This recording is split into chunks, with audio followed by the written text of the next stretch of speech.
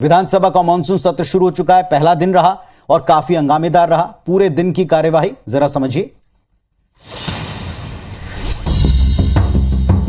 तस्वीरें छत्तीसगढ़ विधानसभा सत्र की है, जहां मानसून सत्र का पहला दिन हंगामेदार रहा।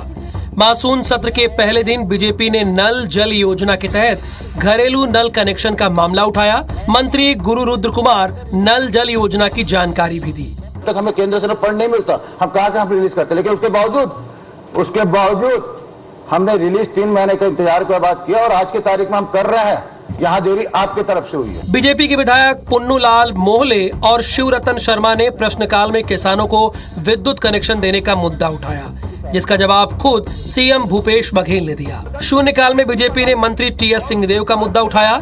इस दौरान सरकार और विपक्ष के बीच तीखी नोकझोंक भी देखने को मिली। कुल मिलाकर पहले दिन बीजेपी ने जिस तरह से सरकार को घेरने की कोशिश की, ये तय है कि पूरा मानसून सत्र हंगामेदार रहने वाला है।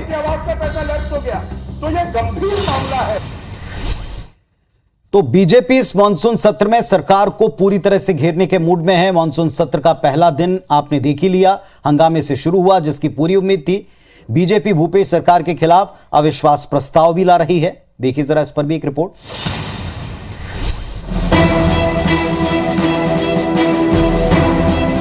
देश में विधानसभा चुनाव को करीब 1.5 साल का वक्त बाकी है। बीजेपी 3.5 साल से सत्ता में नहीं है। बीजेपी कांग्रेस सरकार को हर मोर्चे पर घेरने की तैयारी कर रही है। सड़क से लेकर सदन तक बीजेपी इस कोशिश में है कि कांग्रेस सरकार को कैसे बैकफुट पर लाया जाए। इसी कवायद की अगली कड़ी है सरकार के खिलाफ अविश्वास प्रस्ताव को लाना। बीजेपी इस मानसून सत्र में भूपेश सरकार के खिलाफ अविश्वास प्रस्ताव लाने जा रही है, जिसकी सूचना विधानसभा सचिव को बीजेपी दे चुकी है। अब देखना होगा कि विधानसभा के पटल पर अविश्वास प्रस्ताव का क्या नतीजा निकलता है। सबसे अहम बात यह है कि भूपेश सरकार के पास स्पष्ट बहुमत है। तो सूबे में कांग्रेस पार्टी की सरकार को घेरने का काम विपक्ष को करना चाहिए और प्रदेश बीजेपी सदन में अविश्वास प्रस्ताव लाकर यही काम करने वाली है।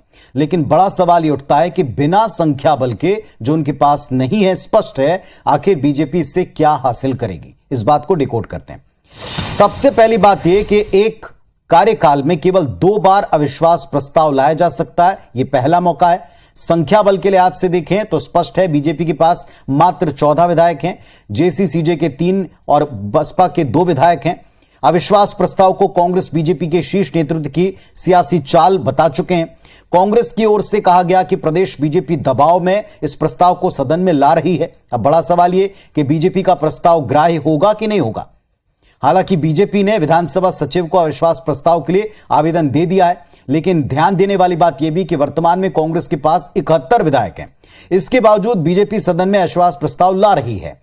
अब इसके पीछे मकसद ये, सियासी जानकार कहते हैं कि बीजेपी दरअसल इन प्रस्तावों के जरिए कांग्रेस के भीतर की खींचतान को उजागर करना चाहती है।